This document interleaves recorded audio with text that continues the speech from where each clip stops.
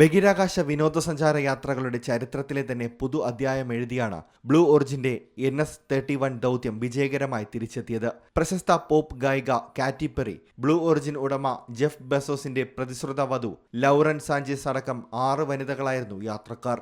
New shepherd റോക്കറ്റിന്റെ സഹായത്തോടെ ഉപരിതലത്തിൽ നിന്നും 105 കിലോമീറ്റർ വരെ ഉയരത്തിൽ പോയി അവിടെ 10 മിനിറ്റോളം ചെലവഴിച്ച ശേഷം പേടകം തിരികെ ഭൂമിയിലിറങ്ങി. കാർമാൻ ലൈൻ കടന്നതിനാൽ സാങ്കേതികമായി ഇതിനെ ബഹിരാകാശ യാത്ര എന്ന് വിളിക്കാൻ സാധിക്കും. ഏതാനും മിനിറ്റുകൾ യാത്രക്കാർക്ക് ഭാരമില്ലാത്ത അവസ്ഥയും അനുഭവപ്പെടും. ഇത്തരത്തിലുള്ള 11ാം യാത്രാ ദൗത്യമായിരുന്നു ഇന്നത്തേത്.